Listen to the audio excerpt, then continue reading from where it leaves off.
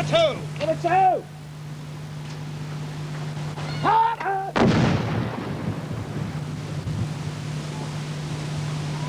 Number three! Yes!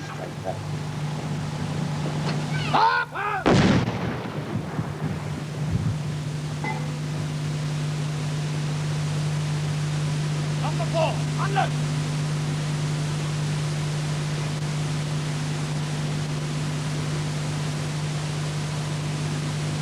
Left! Turn! Hello, Mr. McLaren. You were in charge of the gun salute that just shattered us all. Could you tell us about the guns that were used? Yes, it's a 105mm pack howitzer, which is currently in use in the Royal Artillery today. The men who fired the guns, tell me about them. They are recruits from Arnhem Troop, which is one of the training troops within the regiment, and indeed are in their 10th week of training now, which is the second week of gunnery. The last 3 weeks of their training is solely gunnery before they go to their regiments. Squad will advance by the right. Big march. Left, right, left, right, left. Squad will It seems very appropriate for a royal gun salute to be fired from Woolwich Common by the Royal Artillery. For the gunners have been here for over 200 years, and although other regiments have come and gone, Woolwich is still the home garrison of the Royal Artillery. Surprisingly, in southeast London, it is also their major recruiting centre and depot for the first 13 weeks of training.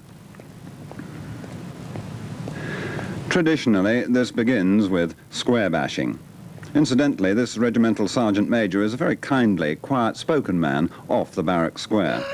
As you we are! Horses onto the ground! Squad! Squad! Stand! Right! Stand! Step off at 30-inch pace and dig the heels in. Swing the arms front to rear! By the left! Quick march! Left, right, left, right, left. The recruits are, in fact, drilling on the Grand Parade Ground in front of the Artillery Barracks, which overlook the wide expanse of the common. Around them, the guns and monuments which recall old campaigns. Turn! By the right! But behind the historic facade of Grand Parade are the modern army buildings, classrooms, gymnasia, canteens, offices, living quarters.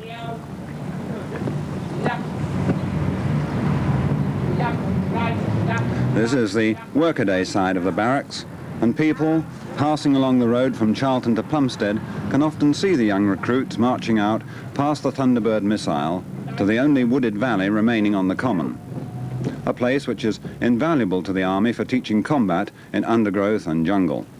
Left, right, back. Go! Come on, let's go! Really good this time. Jump out at the top! Jump! Come on, jump out! Shoulder roll! What about your shoulder roll? You never did a shoulder roll.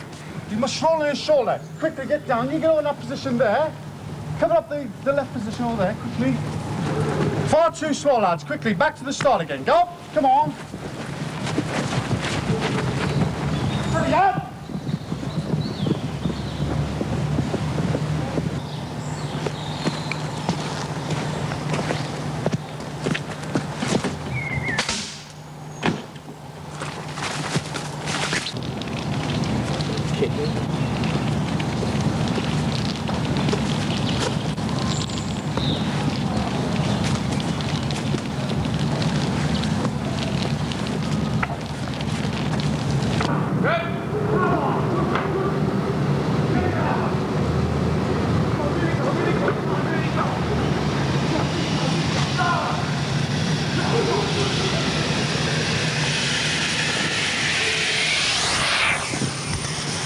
Graham, we've seen a lot of equipment here and people dashing about. Can you tell us what you're after with it all?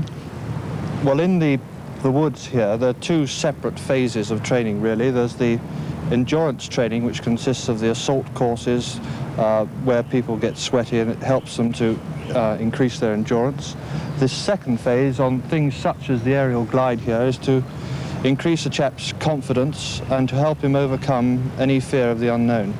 And at the end of the 13 weeks training that they do here, what do you hope to have produced? A soldier, a chap who's able to take his place in any regiment in the gunners. Hey, let's get him over. Take it away. Come on, let's move it.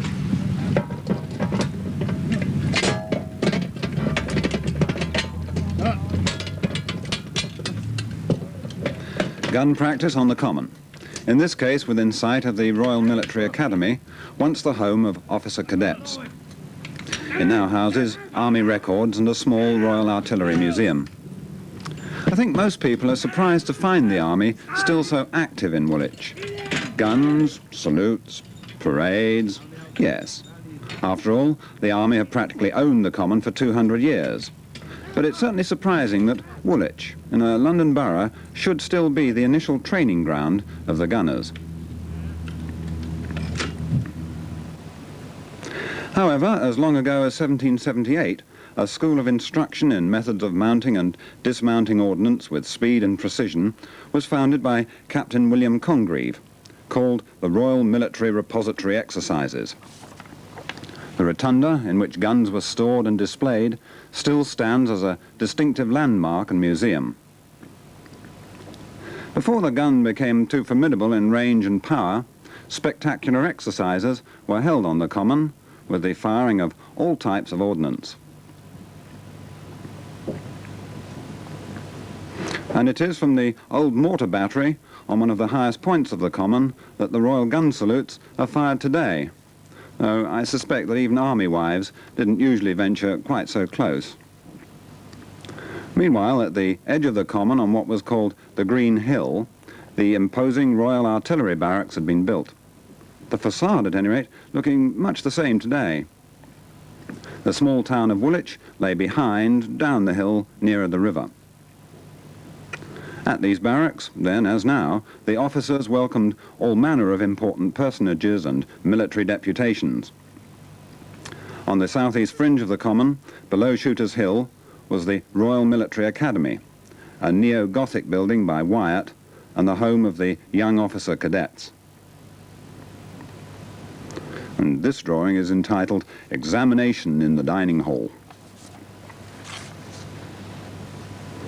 And this shows cadets in training on the common, gunnery being, of course, the most important aspect of their training. But they could also watch the spectacular parades and reviews, for throughout the 19th century, these turrets must have looked down on scenes of great splendour, and when Queen Victoria and Albert attended occasions such as the inspection of the Royal Horse Artillery, all Woolwich and the southeast of London must have turned out to watch. But they would also have seen this same regiment ride down through the town to the dockyard to embark with their horses for service in the Crimea.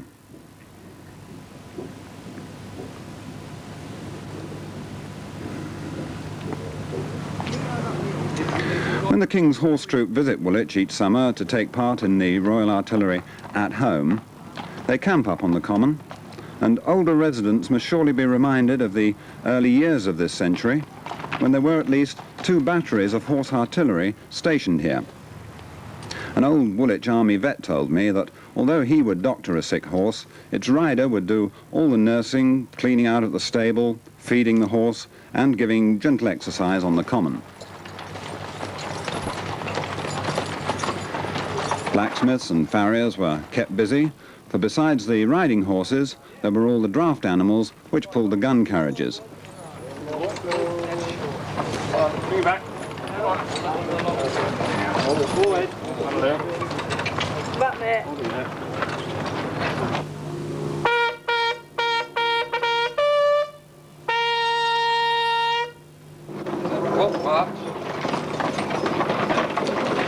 As I watch, I'm reminded of the thousands of men and horses who rode out from here to the senseless slaughter of France during the First World War, the war which saw the last of the horse in the front line and the coming of machine guns and tanks.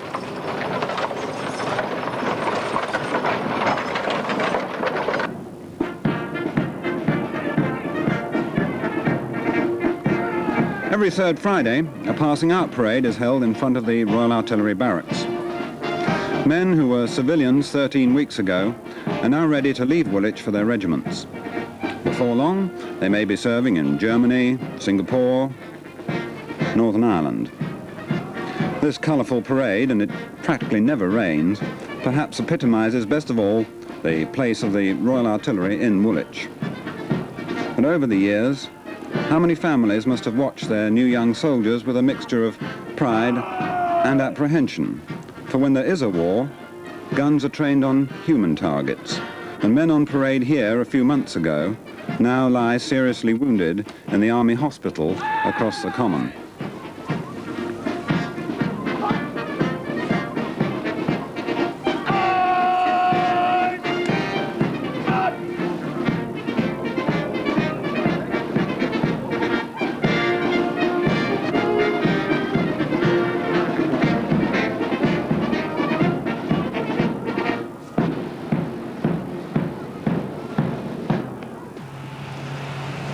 The army came to Woolwich originally because of the guns. Guns being cast and proved behind these solid walls of the Royal Arsenal. The walls cut off the riverside areas from the civilian town of Woolwich, which lies between the arsenal down here and the army up on the common, its people serving both masters and finding employment with both army and arsenal.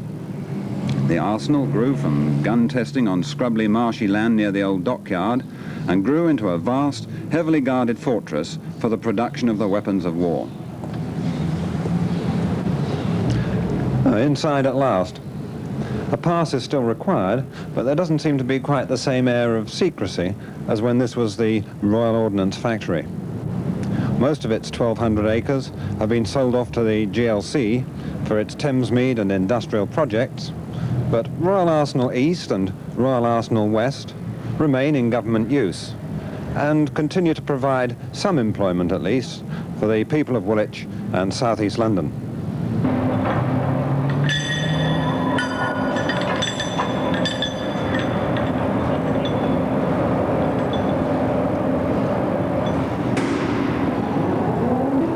One very important activity, which is a direct link with the proving of ordnance that once took place here, is the quality testing for the Ministry of Defence of all types of fighting vehicles, plant, bridging structures and mechanical equipment.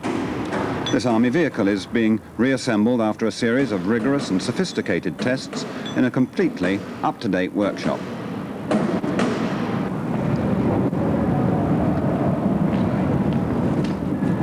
What's going on here, Mr. Little? You're in charge of this lot.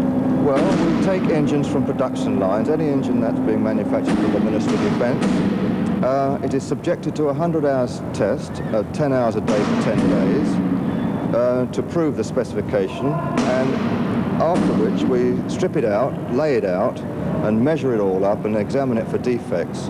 A report is produced, and the manufacturers are invited to come along and see the bits and pieces while it's laid out. These gentlemen here, what exactly are they doing with this engine? They're measuring the line of the block in which the liners go. Yeah. And the liners have been pulled out and are being measured, and now they're making sure that all the places that the liners touch on the way down are all parallel and within the dimensions on the drawing. There'd been a royal dockyard at Woolwich since Tudor times, and over the years, rope yards, storehouses and armories were established to service and repair the ships. The marshy land adjoining, called the Warren, was used for the testing of ships' cannon. In 1696, a royal laboratory was set up for the manufacture of ammunition, fuses and gunpowder. And the work was extended until there was a small but efficient industry here.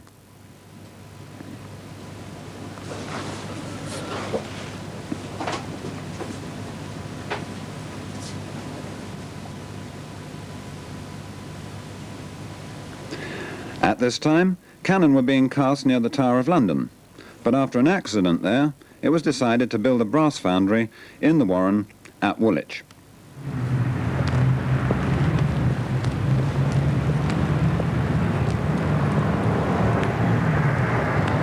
The present director of Arsenal West Brigadier Charles Maple is most anxious to preserve this building.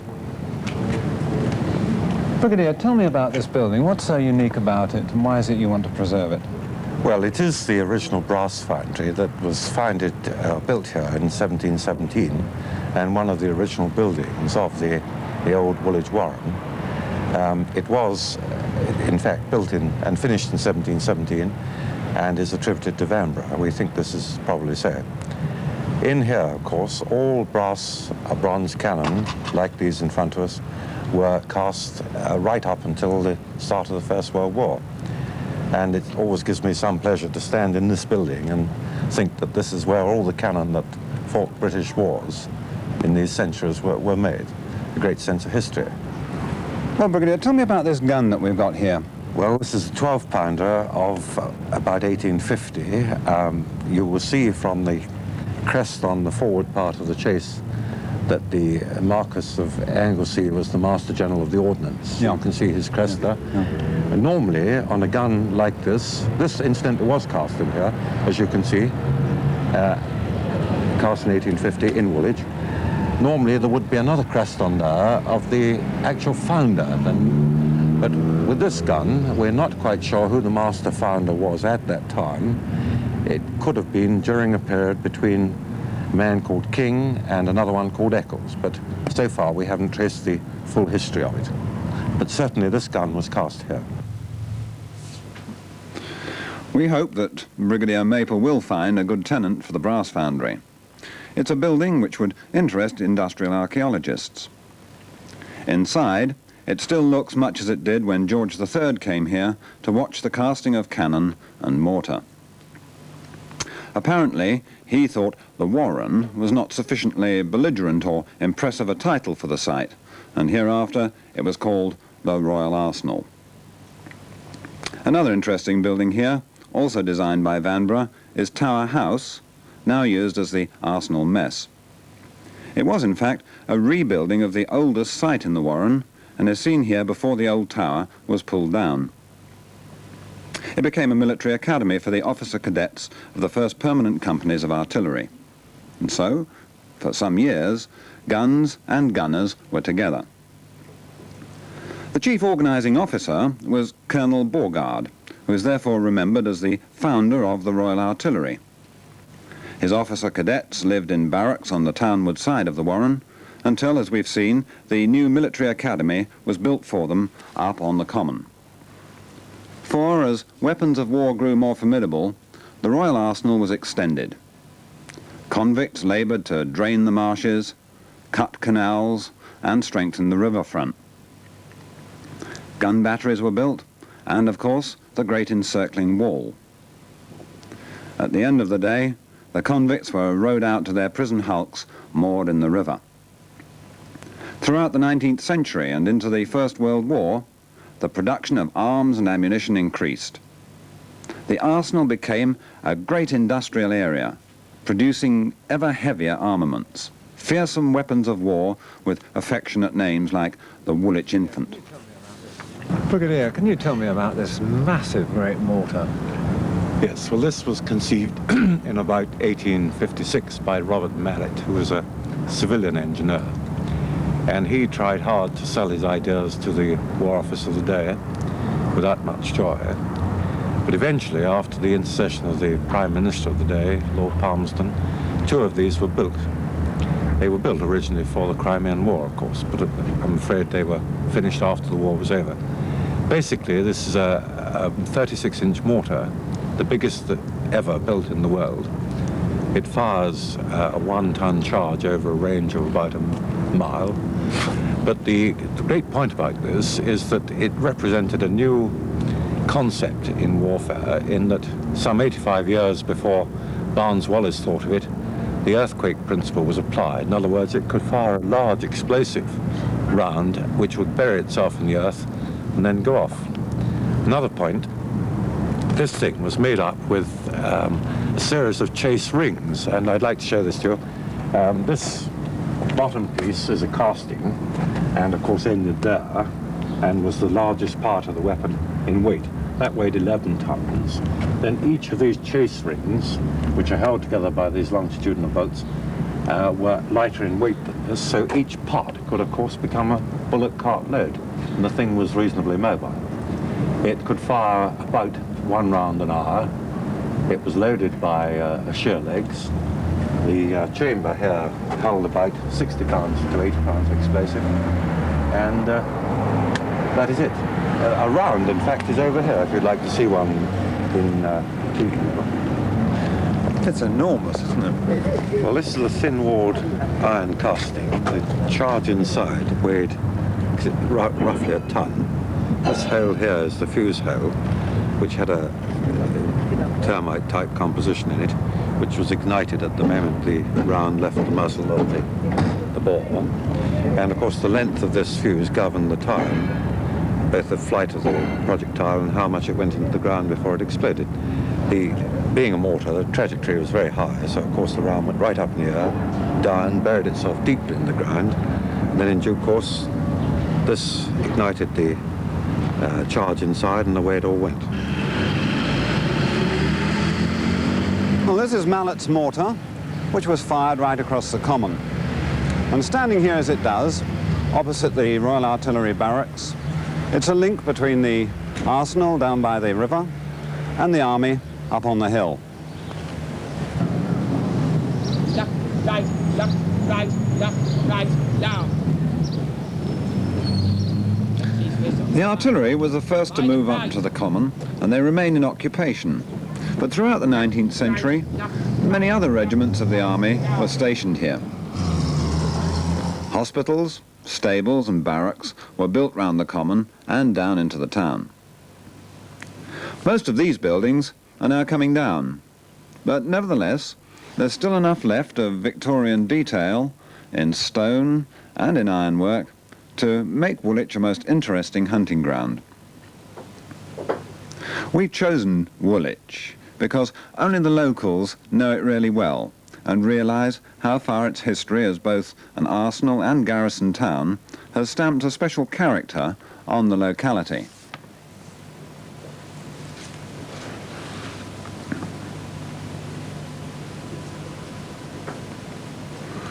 There's plenty more for even residents of Woolwich to find out about their own home area.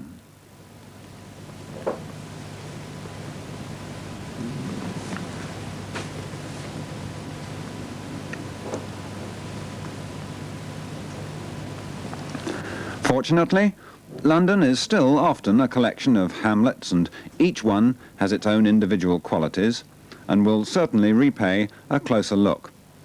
For the present, we'll have strong roots in the past.